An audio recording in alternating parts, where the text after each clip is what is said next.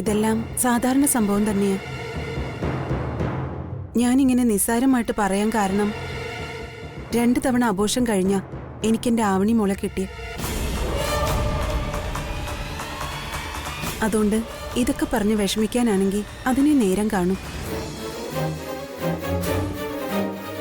പിന്നെ അവന്തിക കൂടുതൽ പ്രതീക്ഷിച്ചിരുന്നതുകൊണ്ടാ ഇത്രയും വിഷമമായത്. സംഭവിക്കാനുള്ളത് സംഭവിച്ചു. ഇനി അതേക്കുറിച്ച് ഓർക്കണ്ട.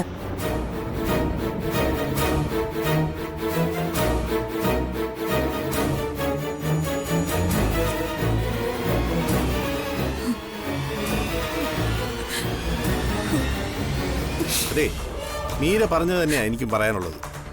നീ ഇതൊക്കെ മനസ്സിൽ നിന്ന് കളഞ്ഞിട്ട് മര്യാദയ്ക്ക് ജീവിക്കാൻ നോക്ക് ഇനിയെങ്കിലും.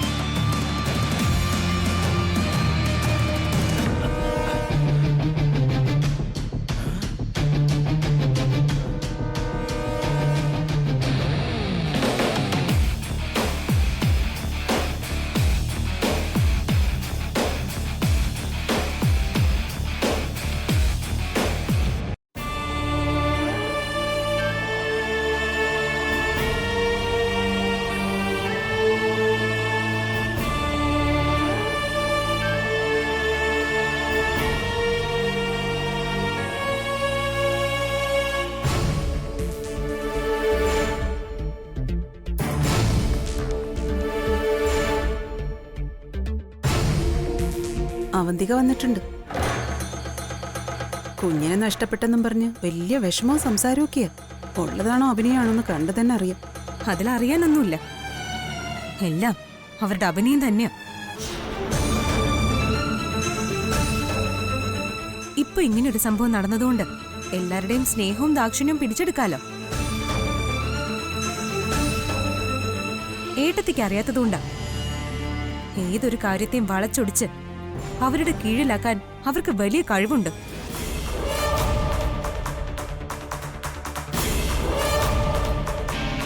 എന്നെ സ്റ്റെപ്പിൽ നിന്ന് താഴെ തള്ളിയിടാൻ നോക്കിയപ്പോഴാ അവര് വീണത്. അതിന് പശ്ചാത്തപിക്കുകയാണോ അവരിപ്പോ ചെയ്യുന്നേ? പകരം ഞാൻ തള്ളിയിട്ട് അബോഷനാക്കിന്നല്ലേ അവരച്ചോട് പറഞ്ഞത്. എന്നെ കൊണ്ടോ ഏട്ടത്തെ കൊണ്ടോ ഇതൊക്കെ സാധിക്കോ? ഇല്ല. അതേ ദുഷ്ടമനസ് അവരുടേത്. ഏട്ടത്തി, എനിക്കിപ്പോ നല്ല പേടി തോന്നുന്നുണ്ട്. എനിക്ക് അവരുടെ അതേ അവസ്ഥ വരാൻ അവരിനി നിരന്തരം ശ്രമിച്ചുകൊണ്ടിരിക്കും.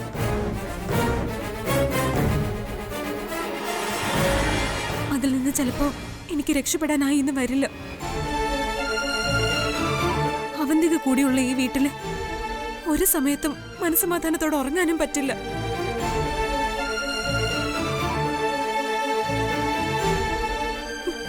എത്രയെന്ന് കരുതിയ തീ ചവിട്ടിയതുപോലെ നിൽക്കുന്നേ. അതുകൊണ്ട് നമുക്ക് നമ്മുടെ വീട്ടിലേക്ക് പോവാം. എത്രയും പെട്ടെന്ന് ഇവരുടെ കൺമുൻപിൽ നിന്ന് തന്നെ എങ്ങോട്ടെങ്കിലും പോണം. അല്ലെങ്കിൽ അത് എനിക്കും എന്റെ കുഞ്ഞിനും ആപത്തായി മാറും.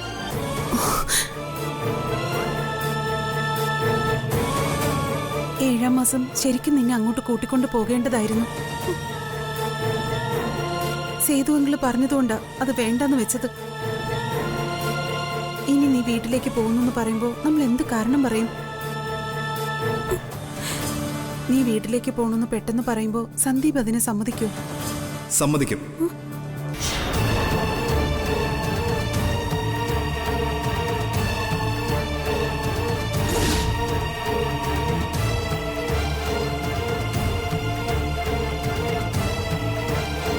ആതിരയ്ക്ക് സ്വന്തം വീട്ടിൽ പോയി നിൽക്കണമെന്നാണ് ആഗ്രഹമെങ്കിൽ ഞാൻ ഒരിക്കലും എതിർക്കില്ല.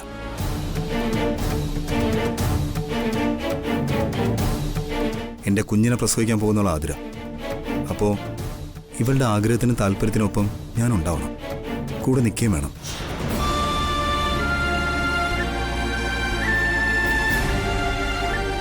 ആതിര ഇപ്പോൾ സന്തോഷമായിരിക്കേണ്ടതും കംഫർട്ടബിൾ ആയിരിക്കേണ്ടതും എൻ്റെ ഉത്തരവാദിത്തം.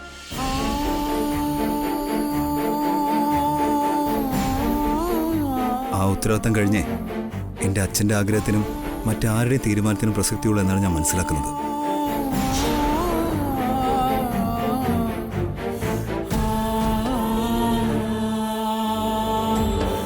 തനിക്ക് തൻ്റെ വീട്ടിൽ നിൽക്കുന്നതാണ് ഉചിതമെന്ന് തോന്നുന്നെങ്കിൽ എപ്പോൾ പോകണമെന്ന് പറഞ്ഞാൽ മതി, ഞാൻ കൊണ്ടുവിടാൻ തന്നെ.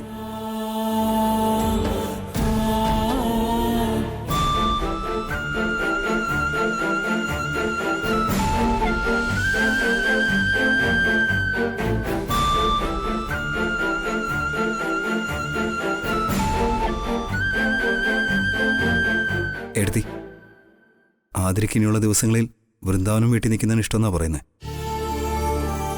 അവൾക്കതാണ് ഇഷ്ടമെങ്കിൽ അതിന് നടക്കട്ടെ എടുത്തി.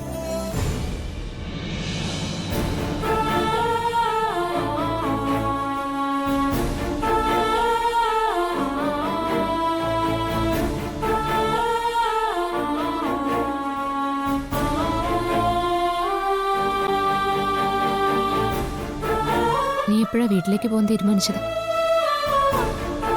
അവന്തി അടുത്ത് ഇവിടേക്ക് തിരിച്ചു വന്നപ്പോ അല്ലേ?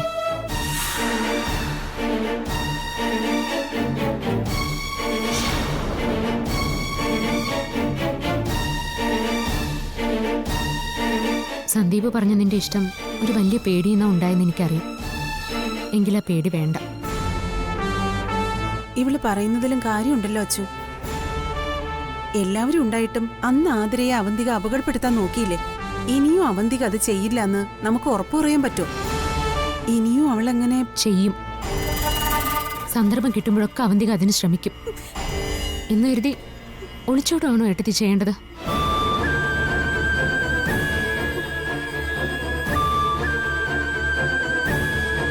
എത്ര ദിവസം അല്ലെങ്കിൽ എത്ര മാസം ഇവൾ അവിടെ തന്നെ നിൽക്കും? എന്നായാലും തിരിച്ചിങ്ങോട്ടേക്ക് തന്നെ വരേണ്ടതല്ലേ?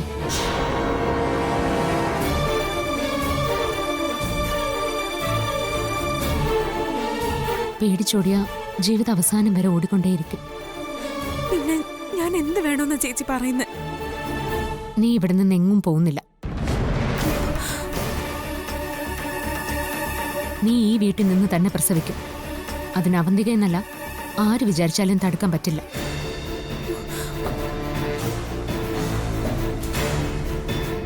അതുകൊണ്ട് ഇവിടെ വിട്ടു പോകുന്ന കാര്യത്തിൽ നിനക്കൊരാലോചനയും വേണ്ട.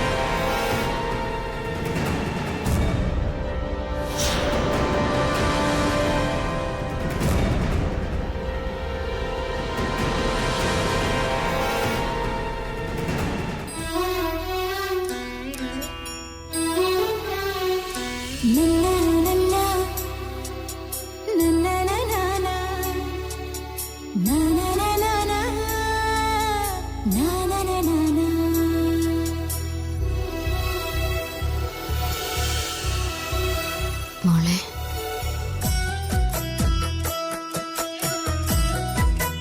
മോള് വാ, അമ്മയുടെ അടുത്തേക്ക് വാ. എന്റെ മോളെ കൊണ്ടുവല്ലേ, എന്റെ മോളെ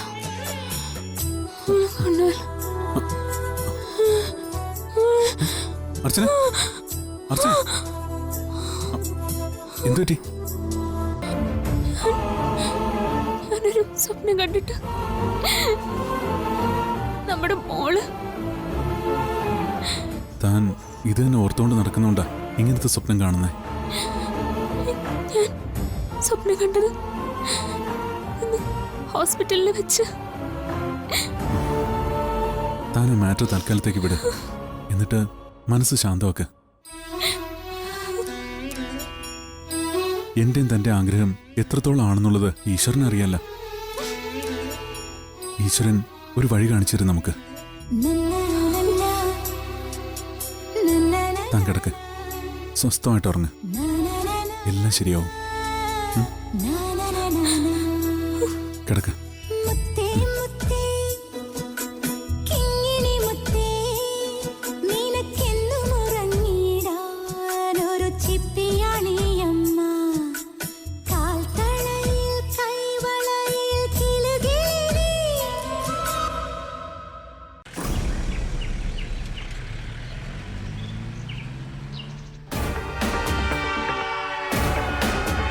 ഡോക്ടർ, സച്ചി എന്നൊരാൾ കാണാൻ വന്നിട്ടുണ്ട്. അകത്തേക്ക് വിളിക്കണോ അതോ? പേഷ്യൻസ് ആരെങ്കിലും വെയിറ്റ് ചെയ്യുന്നുണ്ടോ? ഇല്ല ഡോക്ടർ.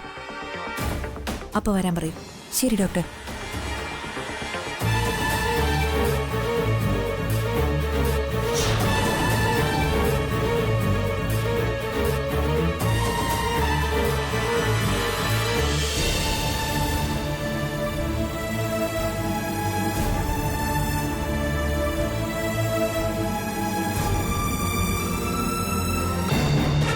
എന്താ സച്ചി, മുഖം കണ്ടിട്ട് എന്തോ പ്രശ്നമുള്ളതുപോലെ? പ്രശ്നമാണ് ഡോക്ടർ. അർച്ചനയ്ക്ക് കുഞ്ഞെന്നൊരു വിചാരം മാത്രമേ ഉള്ളൂ. ഇപ്പോ മുന്നത്തെക്കാളും കൂടുതലാ. അതൊക്കെ കുറച്ച് നാളുകൂടി കാണും. എല്ലാ കാത്തിരിപ്പിനും ഒരവസാനം ഉണ്ടാവില്ലേ? അർച്ചനോട് നമ്മൾ സത്യം പറഞ്ഞിട്ടില്ല. അപ്പോ അർച്ചന അത് ആഗ്രഹിക്കുന്നത് തെറ്റ് പറയാനും ആകില്ല. അങ്ങനെയല്ല ഡോക്ടർ, ഇതിനിടയ്ക്ക് ഒരു സംഭവം നടന്നു. എന്ത് സംഭവം?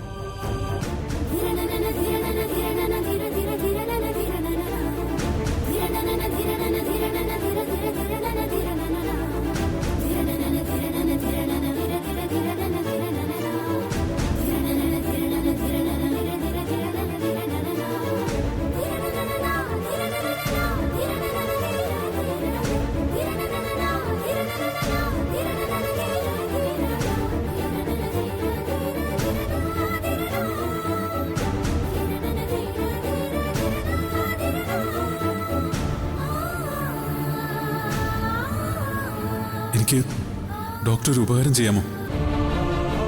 എന്തുപകാരം? പറയാം. അർച്ചനയ്ക്കും സച്ചിക്കും ഒരിക്കലും ഒരു കുഞ്ഞുണ്ടാവില്ല.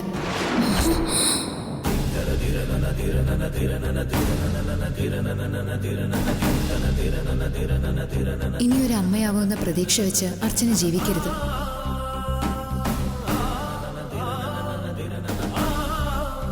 ചെക്കപ്പിൽ അർച്ചനയ്ക്ക് കുഴപ്പമൊന്നുമില്ല. കുഴപ്പം സച്ചിദാനന്ദന.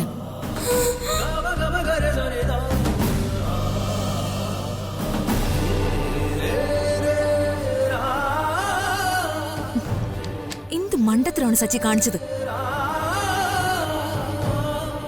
അപ്പോ അതല്ലാതെ വേറൊരു വഴിയും ഞാൻ കണ്ടില്ല. ഇപ്പോ എന്റെ കുഴപ്പം കൊണ്ടാണ് കുഞ്ഞുങ്ങൾ ഉണ്ടാവാത്തതെന്നാ അർച്ചന കരുതിയിരിക്കുന്നേ. അത് അങ്ങനെ തന്നെ ഇരിക്കട്ടെ ഡോക്ടർ. അവർക്ക് പിടിച്ചു നിൽക്കാൻ പറ്റുന്ന സംഭവമേ ഇപ്പോ ഉള്ളൂ. എന്റെ മുന്നിൽ സന്തോഷമാണെന്ന് അവൾ അഭിനയിക്കുന്നു. സത്യം അറിയുമ്പോ ഇതാവില്ല സംഭവിക്കുന്നേ. അവള് കാരണം ഞാൻ വിഷമിക്കുന്നു നമുക്ക് തോന്നിയ അർച്ചനയ്ക്ക് അത് സഹിക്കില്ല ഡോക്ടർ.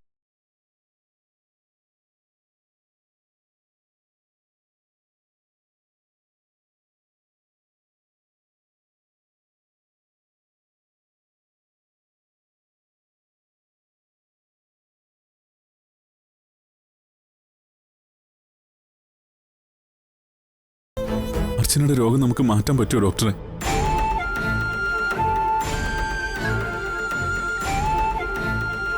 ഒരു കുഞ്ഞിന് വേണ്ടിയുള്ള ആഗ്രഹത്തിനപ്പുറം എപ്പോഴെങ്കിലും അർച്ചന ഇത് അറിയുമ്പോൾ തകരുന്നത് കാണാനുള്ള ശേഷിയില്ലാത്തതുകൊണ്ടും കൂടിയാ ഞാനിത് ചോദിക്കുന്നത്.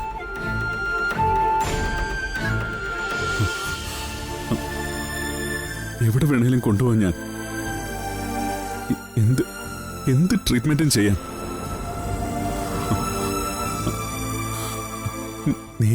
നേരിയൊരു പ്രതീക്ഷയെങ്കിലും ഡോക്ടർ തന്നാ മതി. സച്ചി, ഞാനന്ന് പറഞ്ഞില്ലേ, ഇതിൽ ട്രീറ്റ്മെന്റിനൊന്നും ചെയ്യാനില്ല.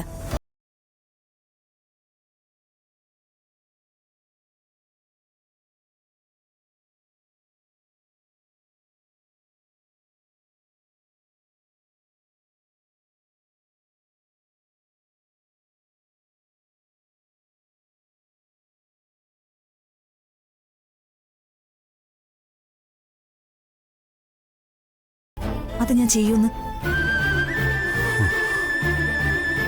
അറിയാം. ഡോക്ടർ പറഞ്ഞ തന്നെ അതിന്റെ ശരി. വിധിയാണ്. അച്ഛാ എന്നുള്ള വിളി കേൾക്കാൻ എനിക്ക് വിധിയില്ല.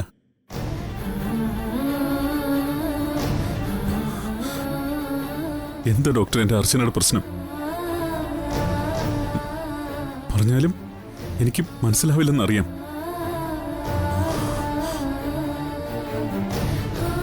എങ്കിലും അറിയാനൊരു... സച്ചി കരുതുന്ന പോലെ ആദ്യമേ പ്രസവിക്കാൻ പറ്റാത്തൊരു പെൺകുട്ടിയല്ലായിരുന്നു അർച്ചന. എല്ലാം കൊണ്ടും ഒരു തികഞ്ഞ സ്ത്രീ തന്നെയായിരുന്നു. അവളുടെ ജീവിതത്തിൽ അവൾ ഒരിക്കലും ഓർക്കാൻ ആഗ്രഹിക്കാത്ത ഒരു സംഭവം നടന്നു. അപ്രതീക്ഷിതമായ ഒരു ആക്സിഡന്റ്. അതിലാർക്കും ജീവഹാനിയൊന്നും സംഭവിച്ചില്ല. മുടിനാരയ്ക്ക് രക്ഷപ്പെട്ട അർച്ചനയുടെ ദീർഘായുസിനെ കുറിച്ച് പറഞ്ഞവരാരും ഒരു കുഞ്ഞിനെ പെറ്റുപോറ്റാൻ അർച്ചനയ്ക്കാവില്ല എന്നുള്ള സത്യം അറിഞ്ഞിരുന്നില്ല.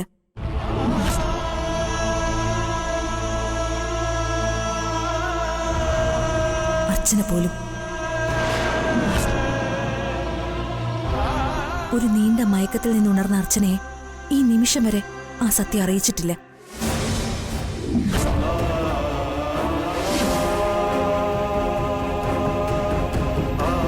അതൊക്കെ കഴിഞ്ഞിട്ടിപ്പോ ഒരുപാട് വർഷങ്ങളായി. അപ്പോ ഡോക്ടർക്കും അറിയായിരുന്നു. എനിക്ക് മാത്രമല്ല, അർച്ചനയുടെ അമ്മയ്ക്കും അച്ഛനും അറിയായിരുന്നു.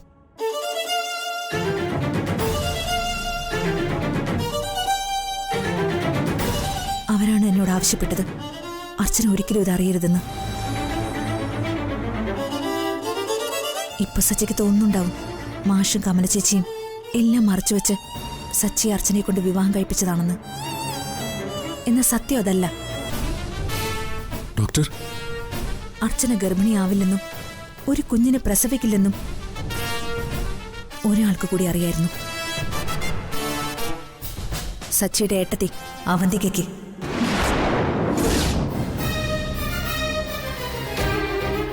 നിങ്ങളുടെ വിവാഹത്തിന് മുൻപ് സത്യങ്ങളെല്ലാം പറയാന്ന് മാഷും കമല ചേച്ചിയും പറഞ്ഞിട്ടും അവന്തിക അതിന് സമ്മതിച്ചില്ല. വിവാഹത്തിന് ശേഷം സച്ചിയോട് അവന്തിക തന്നെ എല്ലാം പറയാന്നും സച്ചി ആ രീതിയിൽ തന്നെ എല്ലാം മനസ്സിലാക്കിക്കൊള്ളൂന്നും അവന്തിക അവരോട് പറഞ്ഞു.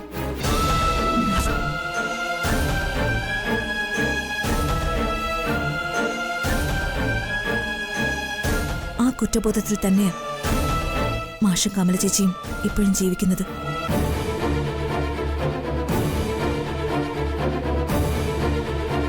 അന്ന് അവന്തിക ഇങ്ങനെ ഒരു സ്റ്റാൻഡ് എടുത്തത് എന്തിനാണെന്ന് ഞങ്ങൾക്കാർക്കും മനസ്സിലായില്ല.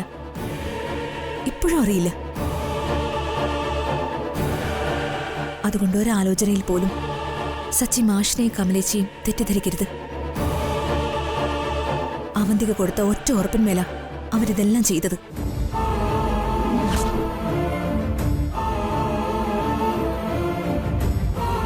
ഇതെല്ലാം സച്ചിയോട് പറയണമെന്ന് പലതവണ ഞാൻ ആലോചിച്ചിട്ടുണ്ട്. പക്ഷെ ഇപ്പോ നിവൃത്തിയില്ലാതെ പറഞ്ഞതാ. ഇതൊന്നും സച്ചിയോട് ഞാൻ പറഞ്ഞൊന്ന് മാഷും കമലേച്ചി അറിയരുത്. മനസ്സിലൊരിറ്റ് കളങ്കമില്ലാത്തവരാ. തകർന്നു പോവും അവര്. പ്രസവിക്കാത്ത ഒരു പെണ്ണിനെ തന്നെ സച്ചിക്ക് വേണ്ടി ആലോചിക്കുകയും വിവാഹം കഴിപ്പിക്കുകയും ചെയ്തതിന്റെ ഉദ്ദേശം അവന്തികയ്ക്ക് മാത്രമേ അറിയൂ.